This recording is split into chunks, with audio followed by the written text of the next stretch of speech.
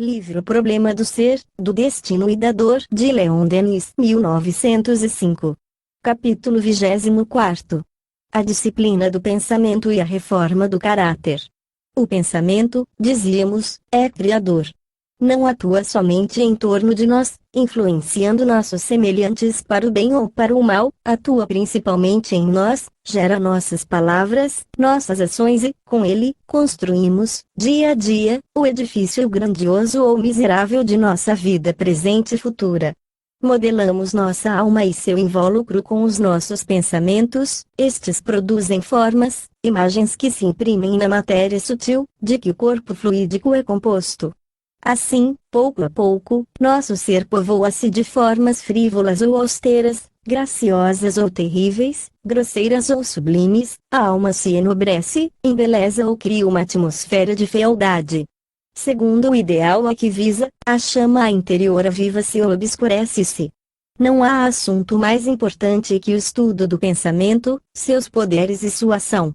É a causa inicial de nossa elevação ou de nosso rebaixamento, prepara todas as descobertas da ciência, todas as maravilhas da arte, mas também todas as misérias e todas as vergonhas da humanidade.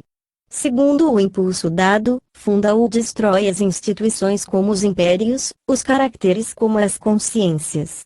O homem só é grande, só tem valor pelo seu pensamento, por ele suas obras irradiam e se perpetuam através dos séculos. O espiritualismo experimental, muito melhor que as doutrinas anteriores, permite-nos perceber, compreender toda a força de projeção do pensamento, que é o princípio da comunhão universal. Vemo-lo agir no fenômeno espírita, que facilita ou dificulta, seu papel nas sessões de experimentação é sempre considerável. A telepatia demonstrou-nos que as almas podem impressionar-se, influenciar-se a todas as distâncias, é o meio de que se servem as humanidades do espaço para comunicarem entre si através das imensidades siderais. Em qualquer campo das atividades sociais, em todos os domínios do mundo visível ou invisível, a ação do pensamento é soberana, não é menor sua ação, repetimos, em nós mesmos, modificando constantemente nossa natureza íntima. As vibrações de nossos pensamentos, de nossas palavras, renovando-se em sentido uniforme, expulsam de nosso invólucro os elementos que não podem vibrar em harmonia com elas, atraem elementos similares que acentuam as tendências do ser. Uma obra, muitas vezes inconsciente, elabora-se, 1000 obreiros misteriosos trabalham na sombra, nas profundezas da alma esboça-se um destino inteiro, em sua gangue o diamante purifica-se ou perde o brilho. Se meditarmos em assuntos elevados, na sabedoria, no dever, no sacrifício, nosso ser impregna-se, pouco a pouco, das qualidades de nosso pensamento. É por isso que a prece improvisada, ardente, o impulso da alma para as potências infinitas, tem tanta virtude. Nesse diálogo solene do ser com sua causa, o influxo do alto invade-nos e desperta sentidos novos. A compreensão, a consciência da vida aumenta e sentimos, melhor do que se pode exprimir, a gravidade e a grandeza da mais humilde das existências. A oração, a comunhão pelo pensamento com o universo espiritual e divino é o esforço da alma para a beleza e para a verdade eternas, é a entrada, por um instante, nas esferas da vida real e superior, aquela que não tem termo. Se, ao contrário, nosso pensamento é inspirado por maus desejos, pela paixão, pelo ciúme, pelo ódio, as imagens que cria sucedem-se, acumulam-se em nosso corpo fluídico e o entenebrecem. Assim, podemos à vontade fazer em nós a luz ou a sombra, o que afirmam tantas comunicações de além-túmulo. Somos o que pensamos, com a condição de pensarmos com força, vontade e persistência. Mas, quase sempre, nossos pensamentos passam constantemente de um a outro assunto. Pensamos raras vezes por nós mesmos, refletimos os 1000 pensamentos incoerentes do meio em que vivemos. Poucos homens sabem viver do próprio pensamento, beber nas fontes profundas, nesse grande reservatório de inspiração que cada um traz consigo, mas que a maior parte ignora. Por isso criam um invólucro povoado das mais disparatadas formas. Seu espírito é como uma habitação franca a todos os que passam. Os raios do bem e as sombras do mal lá se confundem, num caos perpétuo. É o combate incessante da paixão e do dever, em que, quase sempre, a paixão sai vitoriosa. Antes de tudo, é preciso aprender a fiscalizar os pensamentos, a discipliná-los, a imprimir-lhes uma direção determinada, um fim nobre e digno. A fiscalização dos pensamentos implica a fiscalização dos atos, porque, se uns são bons, os outros sê-lo-ão igualmente, e todo o nosso procedimento achar-se regulado por uma concatenação harmônica.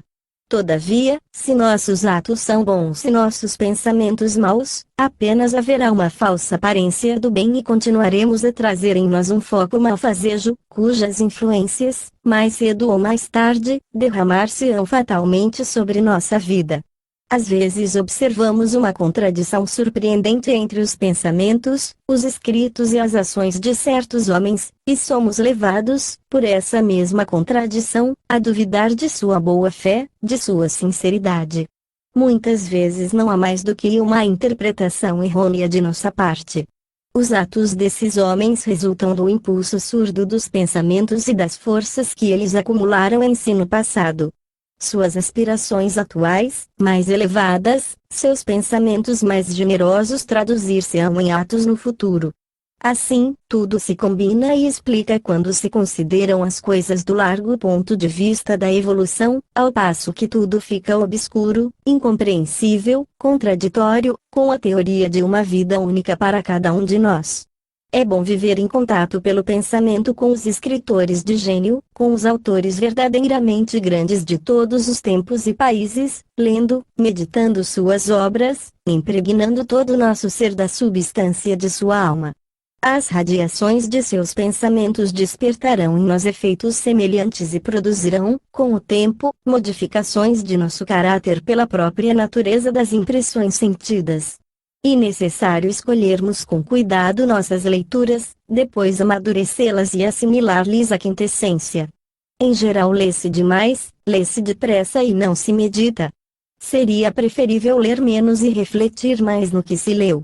É um meio seguro de fortalecer nossa inteligência, de colher os frutos de sabedoria e beleza que podem conter nossas leituras. Nisso, como em todas as coisas, o belo atrai e gera o belo, do mesmo modo que a bondade atrai a felicidade, como o mal atrai o sofrimento. O estudo silencioso e recolhido é sempre fecundo para o desenvolvimento do pensamento. É no silêncio que se elaboram as grandes obras. A palavra é brilhante, mas degenera demasiadas vezes em conversas estéreis, às vezes maléficas. Com isso, o pensamento se enfraquece e a alma esvazia-se. Ao passo que na meditação o espírito se concentra, volta-se para o lado grave e solene das coisas, a luz do mundo espiritual banha-o com suas ondas. Há em volta do pensador grandes seres invisíveis que só querem inspirá-lo, é a meia-luz das horas tranquilas ou então a claridade discreta da lâmpada de trabalho que melhor podem entrar em comunhão com ele. Em toda parte sempre uma vida oculta mistura-se com a nossa. Evitemos as discussões ruidosas, as palavras vãs, as leituras frívolas. Sejamos sóbrios em relação aos jornais, pois a sua leitura, fazendo-nos passar continuamente de um assunto para outro, torna o espírito ainda mais instável. Vivemos numa época de anemia intelectual, que é causada pela raridade dos estudos sérios, pela procura abusiva da palavra pela palavra, da forma enfeitada e oca, e, principalmente, pela insuficiência dos educadores da mocidade. Apliquemo-nos a obras mais substanciais, a tudo o que pode esclarecer-nos a respeito das leis profundas da vida e facilitar nossa evolução. Pouco a pouco, edificar-se-ão em nós uma inteligência e uma consciência mais fortes e nosso corpo fluídico iluminar-se-á com os reflexos de um pensamento elevado e puro. Dissemos que a alma oculta profundezas onde o pensamento raras vezes desce, porque 1000 objetos externos ocupam-no incessantemente.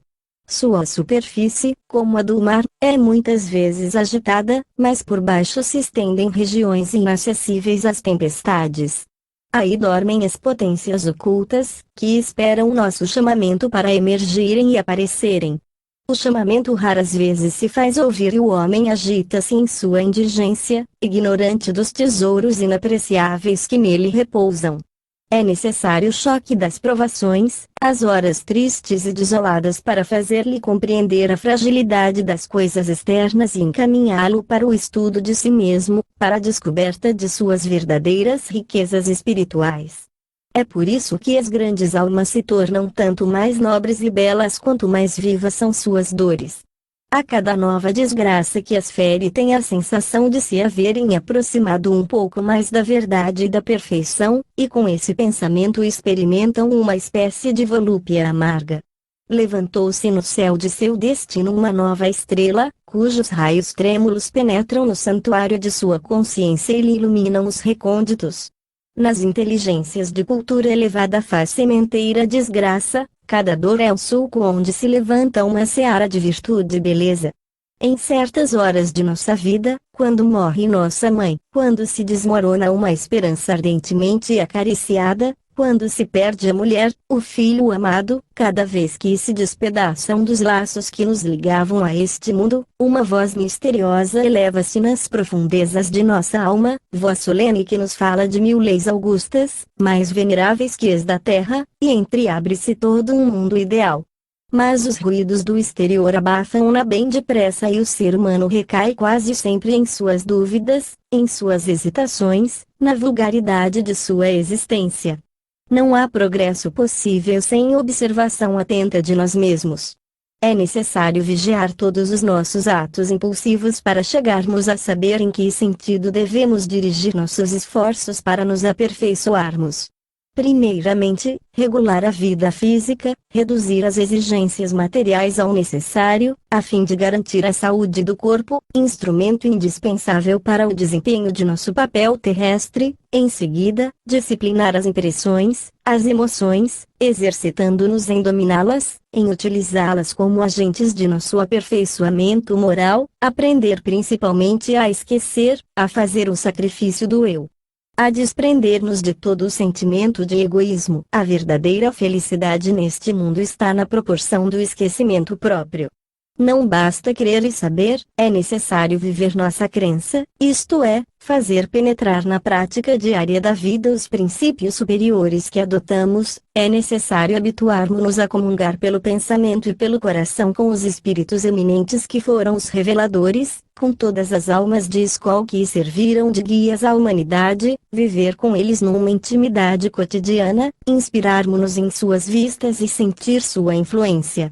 Pela percepção íntima que nossas relações com o mundo invisível desenvolvem. Entre essas grandes almas é bom escolher uma como exemplo, a mais digna de nossa admiração e, em todas as circunstâncias difíceis, em todos os casos em que nossa consciência oscila entre dois partidos a tomar, inquirirmos o que ela teria resolvido e procedermos no mesmo sentido. Assim, pouco a pouco iremos construindo, de acordo com esse modelo, um ideal moral que se refletirá em todos os nossos atos. Todo homem, na humilde realidade de cada dia, pode ir modelando uma consciência sublime. A obra é vagarosa e difícil, mas para isso são-nos dados os séculos. Concentremos, pois, muitas vezes nossos pensamentos, para dirigi-los, pela vontade, em direção ao ideal sonhado.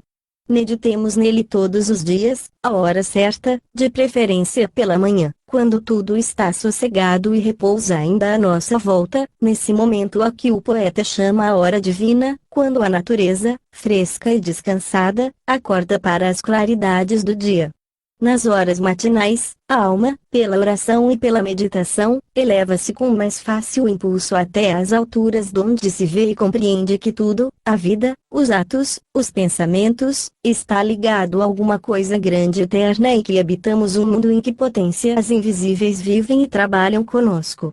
Na vida mais simples, na tarefa mais modesta, na existência mais apagada, mostram-se, então, faces profundas, uma reserva de ideal, fontes possíveis de beleza. Cada alma pode criar com seus pensamentos uma atmosfera espiritual tão bela, tão resplandecente, como nas paisagens mais encantadoras, e na morada mais mesquinha, no mais miserável tugúrio, há frestas para Deus e para o infinito.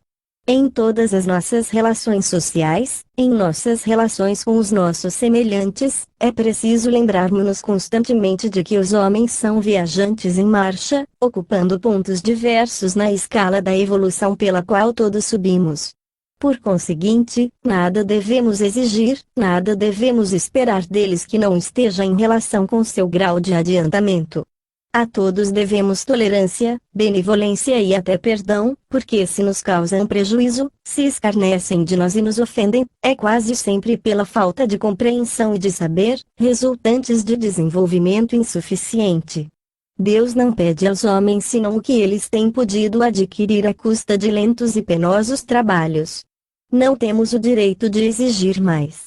Não fomos semelhantes aos mais atrasados deles. Se cada um de nós pudesse ler em seu passado o que foi, o que fez, quanto não seria maior nossa indulgência para com as faltas alheias. Às vezes, também nós carecemos da mesma indulgência que lhes devemos. Sejamos severos conosco e tolerantes com os outros.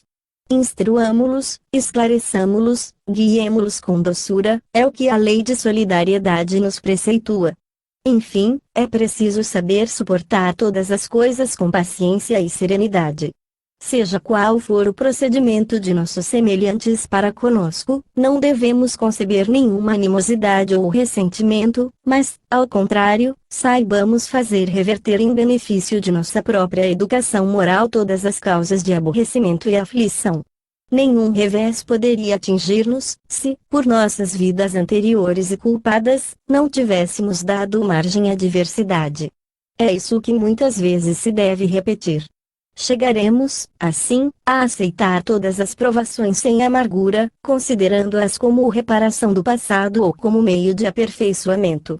De grau em grau chegaremos, assim, ao sossego de espírito, à posse de nós mesmos, à confiança absoluta no futuro, que dão a força, a quietação, a satisfação íntima, permitindo-nos permanecer firmes no meio das mais duras vicissitudes.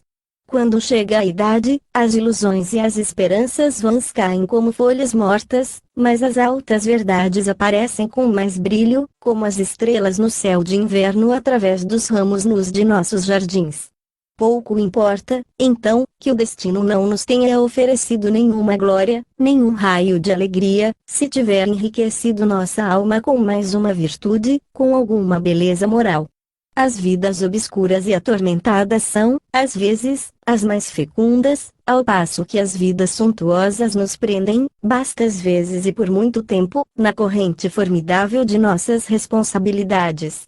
A felicidade não está nas coisas externas nem nos acasos do exterior, mas somente em nós mesmos, na vida interna que soubermos criar. Que importa que o céu esteja escuro por cima de nossas cabeças e os homens sejam ruins em volta de nós, se tivermos a luz na fronte, a alegria do bem e a liberdade moral no coração? Se, porém, eu tiver vergonha de mim mesmo, se o mal tiver invadido o meu pensamento, se o crime e a traição habitarem em mim, todos os favores e todas as felicidades da terra não me restituirão a paz silenciosa e a alegria da consciência.